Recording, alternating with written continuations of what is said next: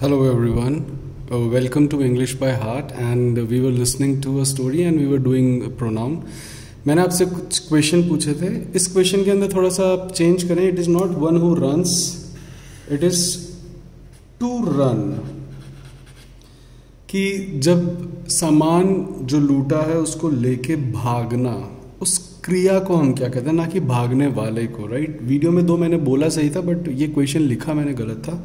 Not one who runs with the loot, to run with the loot. Right. जब लूट को लेके भागना जो उसकी क्रिया है, राइट, उसको हम कहते हैं decamp. DECAMP. Right. So it's a very good word. ये आपको न्यूज़पेपर्स में मिलेगा. Whenever you read that the plunders came और the looters came and they decamped before the police came, right? They had decamped before the police came. Okay. And armed robbery, yes, it is a very famous web series and many of you people gave me the right answer. That is Heist, right? Abhi web series bhi chal rahi hai na, Money Heist, right? Okay. So armed robbery, that means यह हम armed robber को भी कहते हैं और armed robbery को भी. Right. Heist is a verb as well as a noun. Right. इसकी जगह आपको होइस्ट भी मिल सकता है, HOIST and HEIST. Right. Okay. And to bring back the criminals from other country, they are called, this process is called extradition, deport, and one more, that is repatriate. REPATRIATE.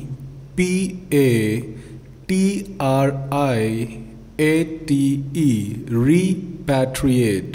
Right. ये word बना है पैट्री से. पैट्री जब आपका जो पुश्तैनी या पिताजी जहाँ पर है, that means your birth place. So इसलिए रीपैट्री मतलब वापस से उस जगह पे लाने के लिए. सो it's a very good word. ये पेपर में आता है. राइट. और मैंने आपसे एक और क्वेश्चन पूछा था, if you remember, it's and it is. अपन इसके आज के वीडियो के अंदर हम इसकी बात करेंगे. राइट. कि इन दोनों में फ़र्क क्या है. आप में से मुझे बोला कि it's is objective. Know my friends, it's is not this. It's is not objective, this is relative.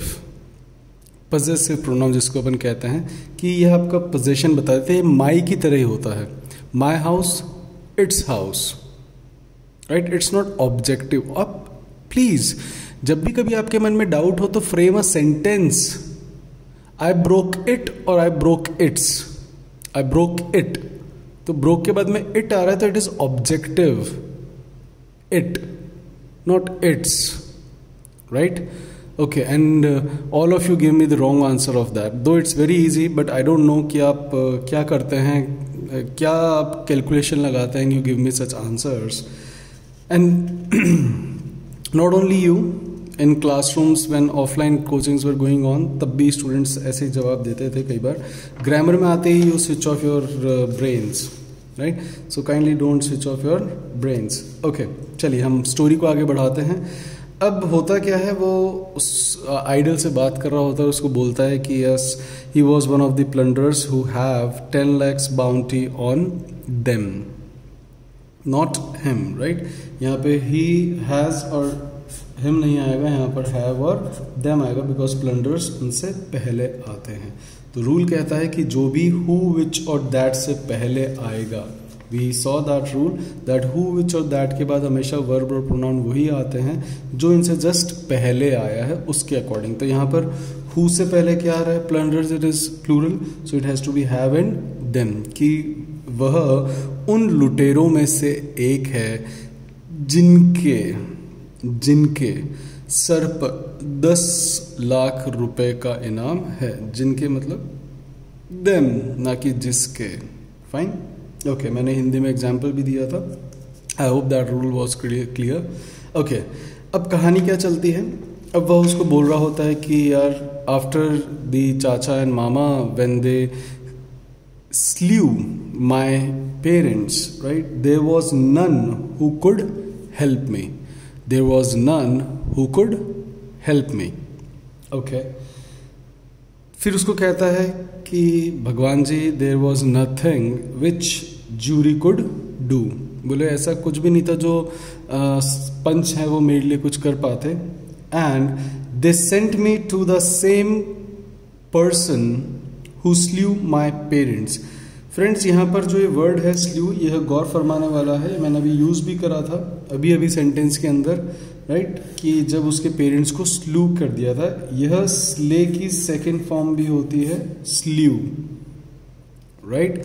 आपको मुझे बताना है इसकी थर्ड फॉर्म। और स्ल्यू का एक और मीनिंग है, आप प्रीवियस वीडियोस मैंने स्टोरी के अंदर इसको वोकैब की क्लासेस में यूज करा, आपको मुझे वो मीनिंग भी बताना है और स्ले की थर्ड फॉर्म भी बतानी है, और स्ल्यू का एक और जो मीनिंग है आपको मुझे वो भी बताना है, राइट।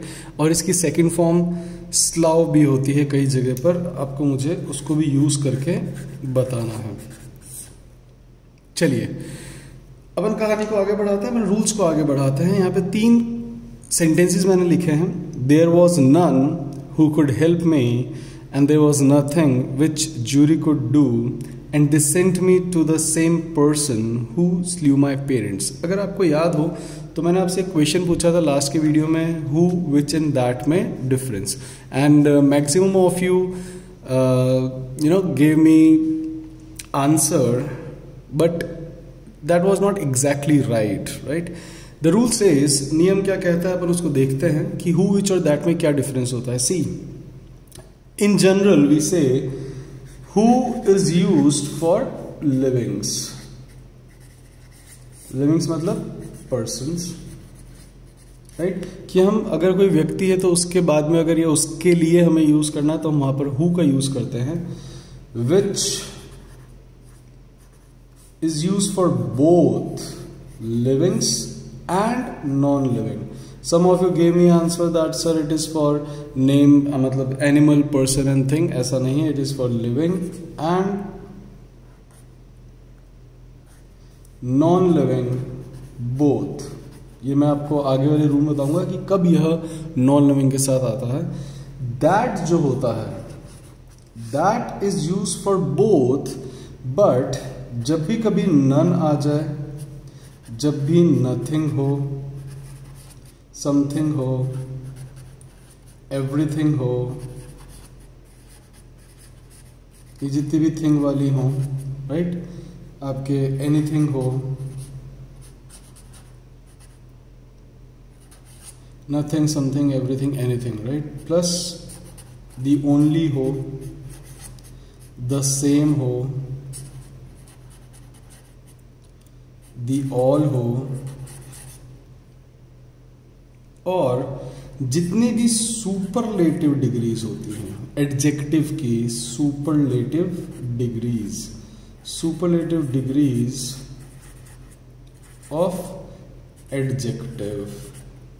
एडजेक्टिव अपन ने पार्ट ऑफ स्पीच में देखा ही था कि एडजेक्टिव्स क्या होते हैं, जो हमारे गुण बताते हैं, जैसे कि बड़ा, बिग, राइट। अब सुपर क्या है? सुपर मतलब सबसे, राइट, तो वो big, bigger and biggest, right, tall, taller, tallest, right. So जितने भी सुपर होंगे, सबसे ज्यादा, उनसे अगर उनके बाद में आपको इनमें से हु, विच या दैट चुनना है, पहली बात है इन तीनों का मीनिंग क्या होता है। जब भी कभी किसी सेंटेंस में आते हैं,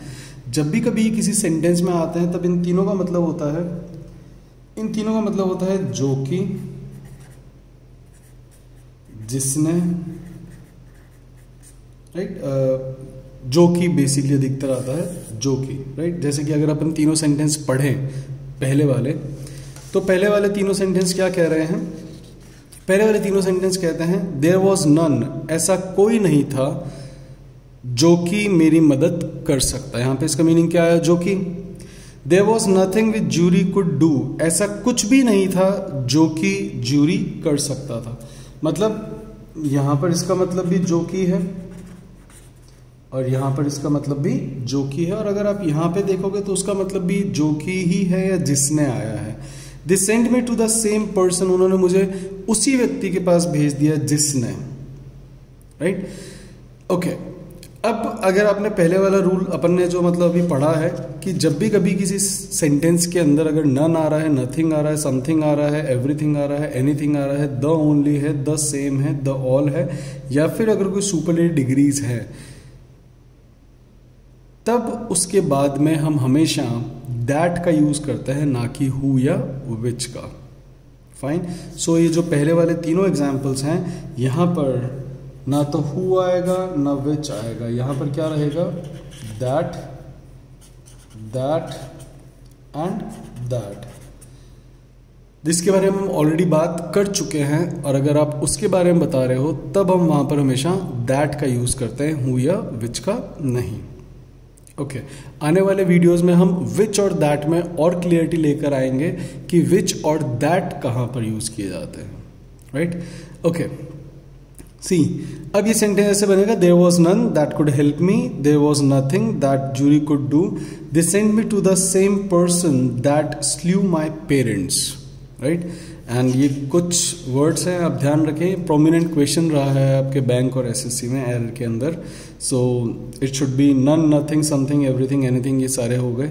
देन उसके बाद में आपको only, the same and all और सुपरलेटिव डिग्रीज का ध्यान रखना है कि इनके बाद में आपको हमेशा दैट का यूज करना है। अब वह उसको अपनी कहानी सुना रहा है कि वह वहां से क्यों भागा, क्या हुआ उसके साथ। तो वो कहता है कि जब मेरे जूरी ने वहां पे भेज दिया, राइट, तो वहां पर मामा के पास रहना, it was very excruciating. Excruciating का मतलब होता है it was very painful. It's a very good word, ये पेपर में पूछा गया है एसएससी के अंदर, सिनोनिम एंटोनिम के अंदर, बैंक के पैसेजेस में भी आया हुआ है, आपके सीडीएस में भी पूछा है, क्लैट में भी आया हुआ है, आपके कैट में भी आया हुआ है, because English is English. It is, English is not of SSC, English is not of bank, English is not of CDS, English is English. Okay. So वो कहता है कि भगवान जी वहाँ पर रहना मेरा बहुत ही एक्सक्रूशिएटिंग था, एंड जो मेरा मामा है, he was red in tooth and claw. It's a very good phrase, जिसका मतलब होता है अगर किसी व्यक्ति के दांत और नाखून, अगर किसी व्यक्ति के दांत या नाखून लाल हो रखे हैं, that means he is very cruel, that means he is very cruel, उसके मुंह खून लगा हुआ है, right.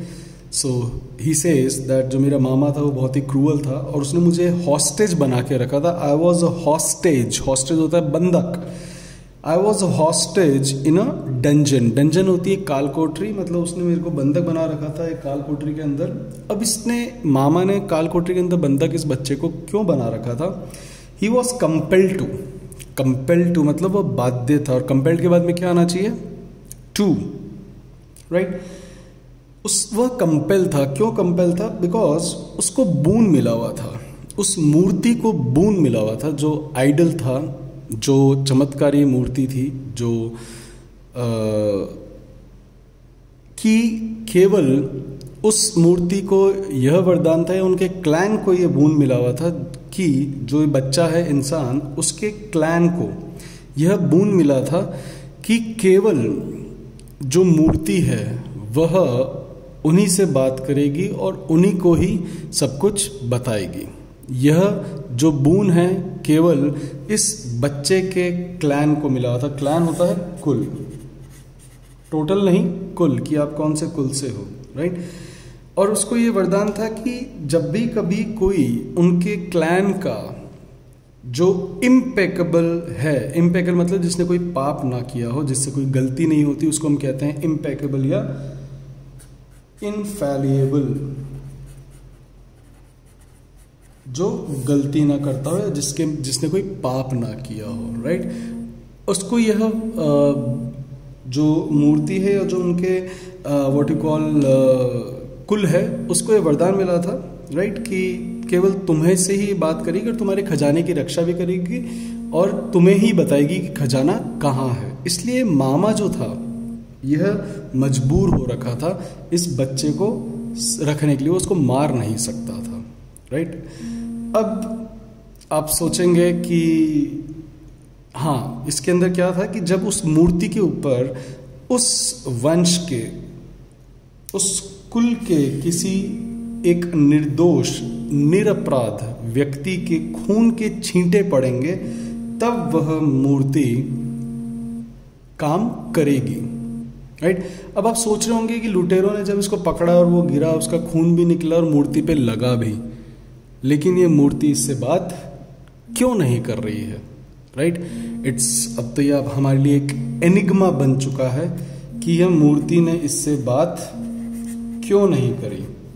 It's an enigma, right, कि इस इनके क्लैन को वरदान भी था कि अगर इन्हीं के वंश का कोई जो कि निरपराध हो, अगर उसके खून के छींटे उस मूर्ति पर पड़े तब वह मूर्ति उससे बात करेगी और उसको खजाने तक लेके जाएगी। ये बात बच्चे को नहीं पता है कि यह मूर्ति वही है